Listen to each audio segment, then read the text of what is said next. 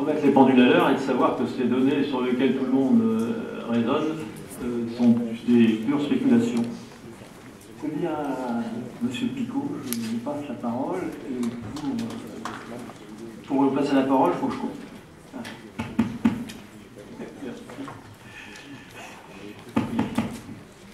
Bonjour à toutes et à tous. D'abord, merci de m'avoir invité. Comme c'était un peu imprévu, j'ai rien prévu. Et peut-être que je vous donne juste un petit mot pour me présenter. Je suis donc André Picot. Je suis chimiste de formation, chimiste organicien. Qu'est-ce que ça veut dire, ça? Ça veut dire que normalement, je m'occupe des produits comme les hydrocarbures, à base de carbone et d'hydrogène. C'est ça, les chimistes organiciens. Les autres, ce sont des chimistes du monde minéral. Et donc, j'ai commencé ma carrière dans l'industrie pharmaceutique. J'ai une double formation de chimie et de biochimie. Donc, j'ai un double diplôme d'ingénieur chimiste et biochimiste. Et j'ai commencé dans le groupe pharmaceutique Roussel-Uclaf, dans la synthèse totale de ce qui devait être la pilule. Et comme la pilule a été amère, parce qu'elle était toxique pour le foie, ça m'a donné à réfléchir que peut-être, si on essayait de regarder un petit peu la structure chimique des molécules avant de se lancer dans, comme nous, 6 ans, 60 personnes travaillant pratiquement jour et nuit pour essayer de contrer les Américains, on aurait peut-être gagné beaucoup de temps. Et donc j'ai quitté Roussel pour venir donc, au CNRS, à l'Institut de chimie et de sciences naturelles, à Gif-sur-Yvette, la vallée de Chevreuse, qui est très jolie. Et donc j'ai continué à m'intéresser à ces relations qu'il pouvait y avoir entre les produits chimiques et des effets sur la santé et bien entendu des effets sur l'environnement. Alors voilà à peu près mon curriculum. Donc après au CNRS, comme j'étais tout près de la fac d'Orsay, j'ai fait donc une thèse, un doctorat en chimie structurale. Et puis, comme il faut toujours essayer un peu dans la vie de changer un peu d'orientation, je me suis dit que ce serait très bien au CNRS, dans l'institut où j'étais, de demander la création d'une unité de prévention du risque chimique. Et donc pendant 12 ans, j'ai été directeur de cette unité où je devais faire, le directeur du CNRS m'avait donné trois missions qui étaient de faire, on retrouve toujours les mêmes choses, de l'information, de la formation et puis de l'expertise. Et donc pendant une douzaine d'années, j'ai animé une petite équipe, une dizaine de personnes. Et je me suis aperçu que vraiment on gênait beaucoup. Il n'y avait qu'un seul souhait, c'était que je disparaisse au plus vite, que j'ai eu ma retraite au plus vite. Exprès pour les embêter, je me suis accroché, comme j'avais le droit. Et donc, et puis après, je me suis dit que c'était quand même dommage d'en rester là, avec toutes les acquisitions que nous avions faites dans mon équipe. Là. Et donc, après, en système autonome, nous avons créé cette association, l'ATC, donc, qui s'appelle l'association au départ toxicologie CNAM, parce qu'avec un collègue, Maurice Ravache, j'enseignais au CNAM. Et après, comme on nous a viré du CNAM, parce qu'il semblait aussi que ça ne servait à rien, faire de la toxicologie, on a donc on a changé simplement de nom, on s'est appelé toujours Association Toxicologie, mais Chimie, là, au lieu de CNAM. Donc voilà toute l'histoire. Vous allez me dire, mais pourquoi s'intéresser à ces problèmes de produits chimiques dans l'extraction aussi bien du pétrole, du reste du gaz naturel, du méthane, que des huiles qui sont des intermédiaires entre les deux, des états intermédiaires. C'est un peu curieux la façon dont j'ai été amené à m'occuper de ça. J'ai la chance d'habiter dans une région extrêmement verdoyante, qui est un parc régional, qui est la vallée de Chevreuse. Et il y a juste 10 ans, nous avons vu arriver dans notre charmante vallée, un pétrolier. Alors comme apparemment les grands groupes français n'étaient pas très courageux à venir là, ils avaient poussé devant un Canadien qui était Vermillon, hein, qu'on parle beaucoup, là ce matin j'ai entendu parler beaucoup de Vermillon, et ces Canadiens étaient venus pour faire de la prospection de pétrole. Mais ils avaient un petit problème, parce que je ne sais pas si vous connaissez cette vallée de Chevreuse, mais donc il y a une vallée, bien entendu, et puis un plateau, avec un château médiéval, partiellement détruit par les Anglais pendant la guerre de 100 ans, donc ça fait déjà quand même un bout de temps, qui a été reconstruit un peu depuis, mais juste derrière le château, ce n'est plus le parc. Et donc leur idée était de faire des forages verticaux derrière le parc. Et quand on les a interrogés, parce qu'il y en avait des réunions un petit peu houleuses déjà à l'époque à la mairie, ils nous ont dit, Angélique, ah mais c'est rien du tout, on va faire de la prospection comme on en fait partout, là-bas en Ile-de-France, là près de Fontainebleau. Vous voyez, il n'y a pas de problème, c'est juste un petit truc, un balancier, vous ne verrez rien. Et on dira, oui, alors qu'est-ce que vous allez faire? Eh bien écoutez, nous allons voir dans le fond de la vallée comment, s'il y a du gaz, de l'huile, du pétrole, etc. Et on leur dit, mais comment vous allez aller là, puisque vous êtes à 2 km? Ah, mais c'est pas gênant du tout, nous faisons un forage vertical et après horizontal. C'est quand même drôle ça, 10 ans. Heureusement, on a eu un maire très perspicace, qui avait surtout beaucoup de relations, et qui nous a permis, parce que nous on n'y aurait jamais réussi, sauf qu'on leur avait dit que s'ils mettaient des derricks, on y mettrait le feu, mais bon, ça c'était pas grave. Et donc notre maire, de toute façon non destructive, a obtenu que ce permis soit cassé. Ça a coûté beaucoup aux contribuables français, hein, personne n'en a jamais parlé, mais ça a coûté beaucoup, mais on a su quand même, parce qu'ils avaient déjà prospecté tout autour, qu'effectivement notre région est très riche en huile de schiste. Ce qu'il faut savoir, c'est que d'après les travaux qu'ils ont faits aux États-Unis sur l'extraction d'huile de schiste, ils n'en font pas beaucoup. Hein. Mais le peu qu'ils font, moi j'ai vu des chiffres, alors je ne sais pas ce que ça vaut, c'est toujours pareil, hein, c'est que les chiffres que disait mon collègue tout à l'heure, qu'est-ce que ça vaut ces chiffres, on n'en sait rien. Il disait qu'aux États-Unis, le rendement d'extraction d'huile de schiste était de l'ordre de quelques pourcents. Je ne sais pas si vous vous rendez compte. Creuser pour quelques pourcents d'huile, qui en plus, cette huile de schiste, quand on regarde un petit peu, alors là je me place du côté du toxicochimiste, celui qui s'intéresse à la toxicité, c'est un produit, cette huile de schiste que vous allez extraire est classée par l'Union européenne, par l'OMS, donc à l'échelle mondiale, hein, par ce qu'on appelle le Centre international de recherche sur le cancer de Lyon, cancérogène chez l'homme, groupe 1. De l'huile de schiste. Vous extrayez un produit qui est un pur cancérogène chez l'homme, et normalement, si on pouvait suivre la réglementation européenne, vous savez qu'il y a une réglementation européenne très intéressante, du reste qui est complètement dévoyée, mais au départ très intéressante, qui s'appelle REACH, qui demande maintenant aux industriels de prouver que leur produit n'est pas toxique. C'est quand même intéressant, parce que avant on leur demandait rien. Et donc REACH, là, refuserait totalement d'extraire ce produit qui est cancérogène. Vous voyez, déjà simplement ça.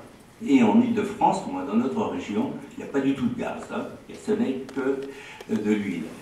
Donc ça, c'est déjà, ça m'a fait tilt, c'était le premier point. Et le deuxième point, c'était que j'ai des collègues qui commençaient à s'affoler un petit peu sur ça. Ils m'ont dit, j'ai reçu un jour un email d'une collègue, du journaliste canadienne, québécoise, qui me demandait de donner mon avis sur une liste. Elle m'avait donné une liste d'une centaine de produits en me disant, qu'est-ce que vous en pensez? Alors bon, je l'ai vu après au téléphone, j'ai dit, mais écoutez madame, je croyais quand même que les Québécois étaient des gens qui étaient très à l'écoute, hein, de ces problèmes d'environnement. C'était vous les spécialistes de ça. Comment se fait-il que vous ayez demandé à un Français son avis sur ce genre de choses? Elle me dira, ben oui, mais c'est bien difficile parce que les intérêts, etc., nos chimistes ne veulent pas trop se mouiller dans cette histoire, etc. Ah bon, ah oui. Alors, j'avais aucune idée hein, de ce que c'est. Mais par contre, quand j'ai vu des noms, alors les noms, là, ça m'a tout de suite frappé parce que, vous voyez, on voyait apparaître des noms comme benzène, formaldéhyde. Alors, on n'a pas besoin d'avoir fait énormément de chimie pour savoir que ça ne pas être des trucs sympas, ça. J'ai dit, oh là là là là. Et donc, c'était parti avec tous mes collègues de l'ATC, en particulier avec Jérôme. Il a recherché, et bon, on n'est tombé que sur les travaux, bien sûr, des Américains, en particulier l'agence américaine qui s'appelle l'EPA, qui fait un travail assez remarquable depuis que Obama est arrivé au pouvoir, parce qu'avant, il n'avait pas le droit de travailler avec Bush sur les pétroles. C'était interdit. Ah oui, c'était le patron de l'EPA était un copain texan, donc là, il ne pouvait pas travailler là-dessus, c'était quand même un sujet interdit. Donc il y avait quelques sujets interdits du temps de Bush, la dioxine, etc. Ça n'existait pas. Alors donc, depuis Obama, là, il a changé de directeur quand même, et ils font un travail remarquable. Je peux vous assurer que moi, en tant que chimiste, je vais regarder ce qu'ils font, c'est vraiment très sérieux. Ils doivent redonner dans quelques mois là, un rapport final à Obama. Et on peut absolument s'appuyer, je pense, du point de vue scientifique, sur ces travaux. Et puis, il y a un État aussi qui fait des études très sérieuses sur la prospection, etc. C'est l'État de New York. Parce que manifestement l'État de New York n'en veut pas. Alors, bon, on comprend bien, hein, il y a Boston, etc., et toutes les grandes universités américaines là, sont dans le coin. Là. Donc c'est évident qu'ils n'en veulent pas. Et ils ont étudié, à partir du rapport de l'EPA, ils sont partis des données de l'EPA. L'EPA avait à peu près répertorié, analysé à peu près 400 produits, un petit peu plus peut-être. Il y avait des trucs qui me semblaient un peu aussi exotiques là-dedans. Je m'en suis sorti 220, je crois, qui me semblaient être quand même des produits qui pouvaient poser problème. Et les environnementalistes, l'État de New York, eux, ont fait une étude beaucoup plus précise, c'est-à-dire qu'ils ne sont pas contentés de caractériser les produits, ils les ont quantifiés. Et là, c'est un petit peu l'horreur. Je me suis aperçu qu'il y avait des taux, mais alors, dans certains endroits faramineux de ce benzène. Il faut voir que ce benzène, c'est un hydrocarbure. Hein. Il a une odeur très agréable. C'est ce qu'on appelle des hydrocarbures aromatiques. Mais bon, tous les parfums ne sont pas à respirer quand même. Et donc, ce benzène qui se retrouve dans des tas de produits, dont l'essence, on a essayé de diminuer peu à peu son taux, mais bon, il en importe toujours un peu. Et c'est un vraisemblablement des produits très cancérogènes, hein, pas le plus, mais très cancérogènes chez l'homme. Et il a un désavantage énorme, c'est qu'il est volatile, donc il pénètre très facilement par la respiration. Donc vous imaginez nos poumons, hein, quand on regarde nos poumons, vous savez, c'est des espèces de, on va dire quoi, des ballons de baudruche, hein, il y en a 300 millions de ces petits trucs-là, et c'est juste une double membrane, hein, c'est le seul endroit où il n'y a que deux couches de cellules, une qui bosse et puis une qui commence à croître, et puis quand celle qui bosse est fatiguée, c'est l'autre qui prend la place, donc c'est assez extraordinaire ce système, ça fait des alvéoles pulmonaires. Et quand vous dépliez ces surfaces, ça fait à peu près 200 mètres carrés, c'est-à-dire un petit terrain de tennis. Et puis, juste derrière, vous avez un réseau de capillaires. Un petit peu, vous savez, dans certains pays, les raisins, les muscats, les grands raisins, là, sont entourés de filets contre les frelons, là, surtout s'ils sont asiatiques. Là, et puis les guêpes, tout ça. Et donc là, c'est exactement pareil. Vous avez ce réseau de capillaires. Si vous le dépliez, ça fait 2000 km. 2000 km. C'est-à-dire que chaque alvéole, il y a 2000 km. Donc, en gros, en une minute, vos 5 litres de sang, c'est en théorie bien sûr, hein, vous pourriez les filtrer. Ça vous explique pourquoi l'inhalation est une façon de pénétrer des produits, des gaz ou des vapeurs, si c'est des liquides et qui passent à l'état de vapeur, extraordinaire, absolument extraordinaire. Et donc la pénétration du benzène, elle n'est pas totale parce que bon, les rendements ne sont jamais parfaits, mais c'est de l'ordre de 60-70%, c'est absolument énorme. Alors, en fait, la pénétration est totale, mais on rejette par l'expiration, donc on arrive à ces chiffres-là. Eh bien, il faut des quantités minimes hein, chez certaines personnes qui sont bien sûr sensibilisées, on dit qu'ils sont susceptibles hein, contre des toxiques, donc c'est un problème génétique en fait. Eh bien, on dit qu'il suffit que quelques parties par million suffisent au bout bien sûr de plusieurs années, parce qu'il est bioaccumulable dans l'organisme. On y se met dans le centre, nos os, vous savez, dans nos os, dans le centre, on a des usines extraordinaires qui travaillent beaucoup, qui a la moelle osseuse.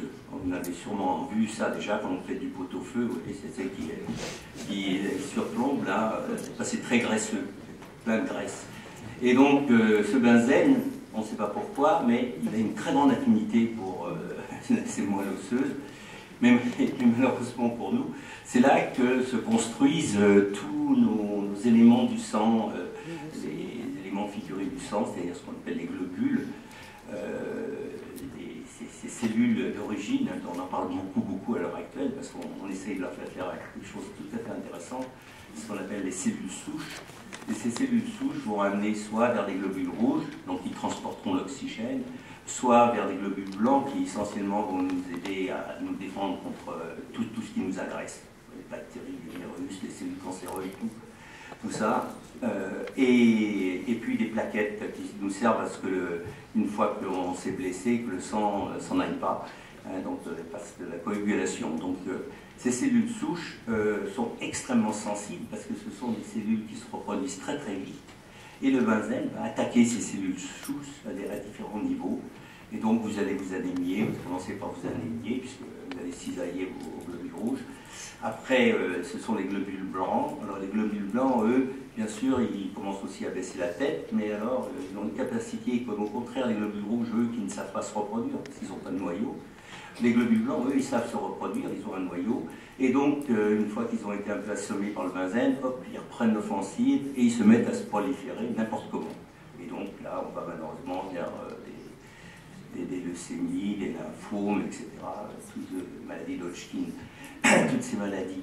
Eh bien, il faut quelques parties par million de ce benzène pendant quelques temps pour déclencher ces cancers.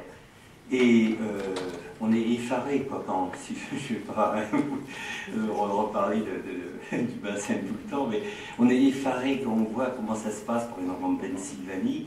Donc ils sortent là de ce liquide, hein, ils en sortent d'abord 30%, on va dire, 40% peut-être, et ce liquide bourré d'eau salée, donc de l'eau qu'on ne peut pas utiliser telle qu'elle déjà, il y a dedans, en suspension, des tas de choses, et puis saturé dans ces hydrocarbures. Et qu'est-ce qu'ils font? À l'air libre, comme ça, ils les mettent à décanter, dans des grands bacs à décantation, et donc ça s'évapore. Alors effectivement, il y a des gens qui ont dit que des fois, lorsqu'il y avait des oiseaux migrateurs qui passaient par-dessus, la plaf, ils tombaient, mais bon, ça, moi j'y crois pas trop, mais bon, pourquoi pas. Toujours est-il que c'est quand même pas bon du tout pour la santé. Et vous allez me dire, mais bon, est-ce qu'on a des preuves que les gens qui, donc d'abord une fois, des travailleurs qui extraient, est-ce que c'est mauvais pour eux? Jamais personne ne s'est jamais posé la question. Hein, aucune étude pratiquement de fait sur la santé des pétroliers, hein, de ceux qui travaillent, et les populations environnantes. Alors ça, par contre, on a quelques données qui ne viennent pas des États-Unis, c'est ça qui est quand même intéressant, qui viennent d'une compagnie américaine, Exxon, qui travaille en Allemagne en basse taxe. Donc, vous voyez juste en haut de l'Allemagne, Veranov, par là. Et bien là, il y a des personnes qui font de l'extraction depuis quelques temps, et là, il y a eu des personnes qui étaient malades, il y a un couple qui se ont eu la bonne idée de se faire des analyses de sang. Et qu'est-ce qu'ils ont trouvé dans leurs analyses de sang? Des quantités très importantes de benzène. Et puis, bon, ils ont eu apparemment, si on regarde un peu les journaux, ils ont eu quelques ennuis. On leur a dit que c'était sûrement un leurre, que non, le benzène c'était sûrement une erreur de laboratoire, qu'il n'y avait pas de benzène. Ils ont accepté vraisemblablement qu'il n'y avait plus de benzène dedans.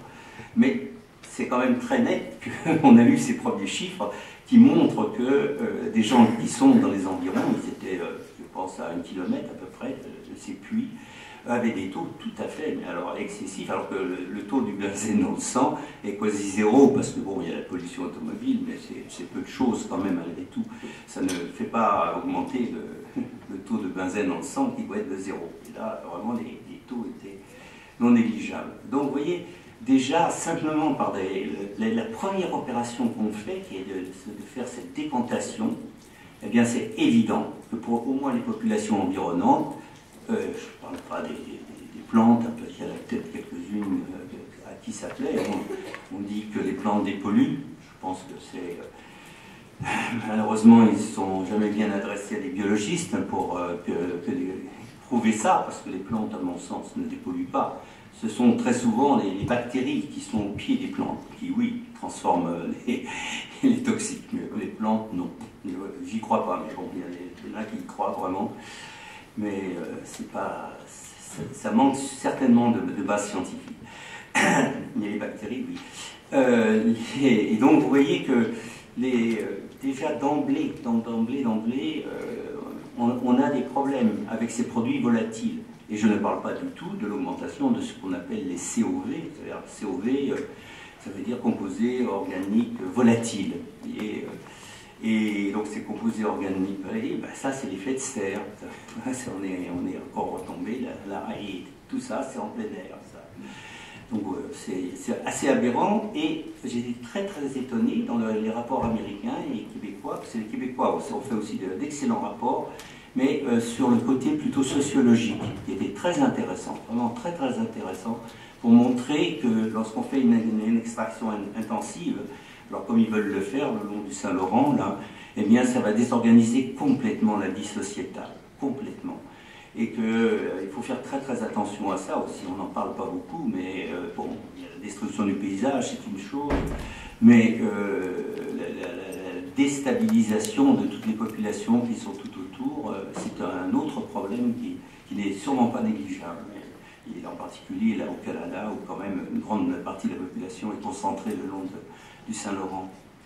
Et donc, c'est vrai que déjà, on n'a même pas parlé des produits que l'on met et qu'on ressort. Simplement, on parle simplement de la volatilité de ce qui ressort, et déjà, là, il y a des problèmes que pratiquement personne, à mon sens, j'étais vraiment très étonné, personne ne semble s'intéresser à ça.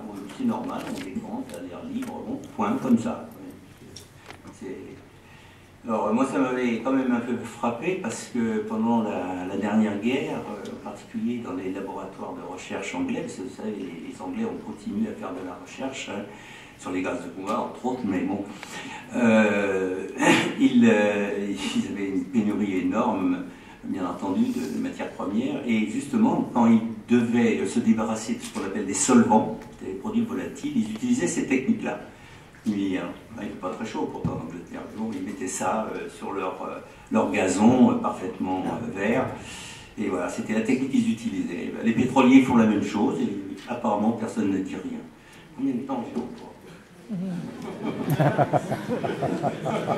On a largement coulé les délais là. Oui, ce qui m'inquiète, c'est pour les intervenants suivants. J'aimerais plus parler. C'est passionnant, mais... Non, juste 2 mots pour dire, alors sur les produits chimiques eux-mêmes, en fait, ce qui est intéressant, c'est qu'on introduit des produits chimiques, parce qu'il y a, je crois, un point essentiel dans toutes ces fracturations. C'est qu'on creuse un trou, on met un tube, on met de l'explosif au fond du truc, on fait tout péter, et puis ce sont des couches de schiste. Alors le schiste, c'est une forme de... Bon, c'est pas un nom, les géologues disent que c'est pas correct, mais bon... je ne suis pas géologue, alors j'ai un peu les termes de tout le monde. Ce schiste, c'est de l'argile, c'est des silicates. Et vous savez bien que quand on met de l'eau, et puis alors bien sûr on met quelques millions de litres d'eau, l'argile devient très pâteuse, tout ça, et tout le problème. Alors ça va, bien sûr les bulles vont essayer de s'en aller, le gaz, et le problème est d'empêcher cette argile de se solidifier. Donc il va falloir mettre du sable, de céramique, et puis plein de produits chimiques pour empêcher cette argile Et puis il faut traiter le tube pour que, comme des fois on traverse des couches granitiques, par exemple, tout ça, on va être obligé de mettre de l'acide, pas n'importe lesquels, hein, on met de l'acide chlorhydrique, l'acide fluorhydrique, qui dissout le silice, le sable. Ça. Si ça dissout le sable, ça doit être dissous d'autres choses aussi, hein, on peut y penser. Et donc tout ça, alors comme c'est très acide, ça corrode les trucs, donc il faut mettre des anticorrosifs, et puis après, comme c'est trop acide, il faut neutraliser, donc on met de la soude, de la potasse, de l'ammoniac, tout ça. Et puis, comme on traverse des couches où il y a plein de petites bêtes, il y a des bactéries, tout ça, il faut les tuer. Donc on met ce qu'ils appellent gentiment des biocides, c'est des antiseptiques. Mais ça peut être, on met du formaldéhyde, du glutaraldéhyde, on met tout ça. Donc obligatoirement on est obligé de faire ça. Et la dernière fois que j'ai discuté là, avec un gars de chez Total, un représentant de Total, là, quand on était à Grenoble, et que je lui demandais la composition là en Europe, qu'est-ce que vous allez utiliser? Il m'a dit, oh là là, sur les doigts de la main. Ah oui, il me dit, et que des produits agroalimentaires, il ne m'a pas dit bio quand même. Agro. J'ai dit, ah oui, et lesquels? Ah, il me dit, j'ai dit l'acide citrique. Ah oui, l'acide citrique. J'ai dit, ah oui, et puis le café soluble, et puis les cacahuètes aussi. Ah bon, oui, les Américains, ils ont dit ça à Obama, qu'ils mettaient du café soluble et des cacahuètes. Ils en ont mis 2000. Ah bon, il dit, non. Alors je lui ai demandé au bout d'un certain temps, quand même la plaisanterie avait assez duré, je lui ai dit, vous pourriez m'envoyer votre liste? Ah oui, pas de problème. Puis après il a dit, ah non, il faut que je demande à mon chef. Et puis j'attends toujours. Voilà. Donc je ne peux pas vous dire qu'est-ce qu'on met en France dans les gaz de schiste, mais vraisemblablement c'est de la fumisterie de dire qu'on met 10 produits, moins de 10 produits. Ils prennent les gens pour des imbéciles. Des imbéciles. On ne peut pas. Comment voulez-vous? Ou alors ils ont trouvé un truc miracle pour empêcher, ne serait-ce que cette argile de s'agglomérer. Ne serait-ce que ça. Hein, et tous les tensioactifs et tout ça, comment ils peuvent faire? Moi je trouve qu'ils prennent vraiment les gens pour des imbéciles. Hein, mais bon, c'est comme ça. Hein. Donc voilà. Moi, je crois que j'ai assez arrêté.